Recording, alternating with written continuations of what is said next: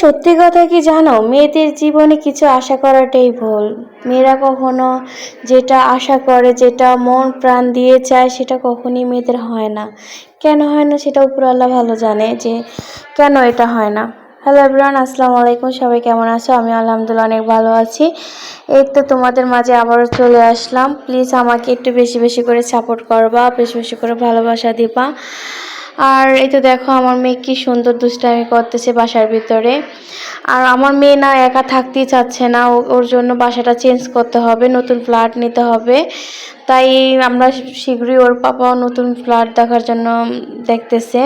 তো এখানে দেখেন ও কতগুলা বাজার নিয়ে আসছে, মুরগি, মাছ, তারপর সবজি। আমার মেয়ের জন্য পাঙ্গাস মাছও নিয়ে আছে। আমার মেয়েও পছন্দ করে, আর হলো আমি অনেক পছন্দ করি। আমার হাজব্যান্ড অতটা পছন্দ করে না, বাট আমার কাছে অনেক ভালো লাগে পাঙ্গাস মাছটা। কিন্তু অনেক মানুষ আছে পাঙ্গাস মাছ দেখলে নাক সিক করে, যে জি এটা ভালো না, মাছ ভালো লাগে না, এটা গরিবের মাছ। আরে ভাই, গরিব দরি বুঝি না, যা আমার ভালো লাগে এটা আমি জানি, যে ভালো লাগে তাই খাই।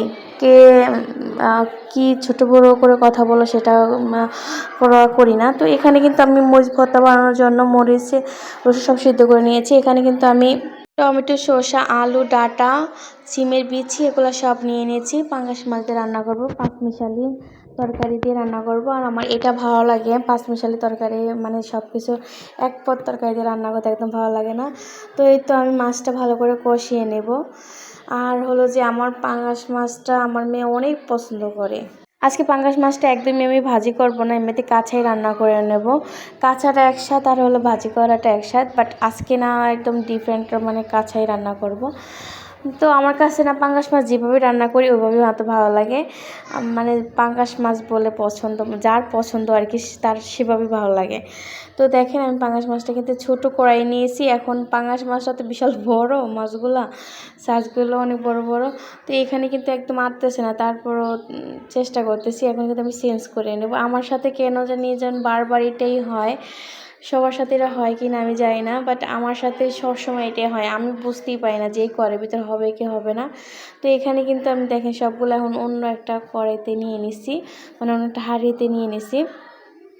এখানে সব ধরনের সবজি দিয়ে দিছি। এখানে কিন্তু দেখেন হঠাৎ করে দেখি আমার হাজব্যান্ড আমাকে রাতে ফোন করে বলতেছে যে রাতের জন্য রান্না বান্না করা লাগবে না, আমি তোমাদের জন্য কাচ্চি বিরিয়ানি নিয়ে আসবো। দেখেন 3 প্যাকেট কাচ্চি নিয়ে আছে আমাদের জন্য রাতে, তার জন্য আর রান্না করা হয়নি, বেঁচে গেছি কষ্ট থেকে। রান্না বান্না করতে গেলে অনেক কষ্ট হয় আমার কাছে, আমি একদমই রান্না বান্না পছন্দ করি না। তো এই যে দেখেন মাশাআল্লাহ মনও ভরে গেছে, যে আমাকে যদি এরকম মাঝে মধ্যে সারপ্রাইজ দেয় কার না ভালো লাগে বলেন। আর আমি তো বাড়ি খুশি হয়ে গেছি। মানে বিরিয়ানি আমার খুব পছন্দের একটা খাবার, আর বিরিয়ানির মতো যদি কোনো একটা জিনিস উপহার দেয় হাজব্যান্ড, তাহলে তো কথাই নেই। তো সবাই ভালো থাকবা, সুস্থ থাকবা, আল্লাহ হাফেজ।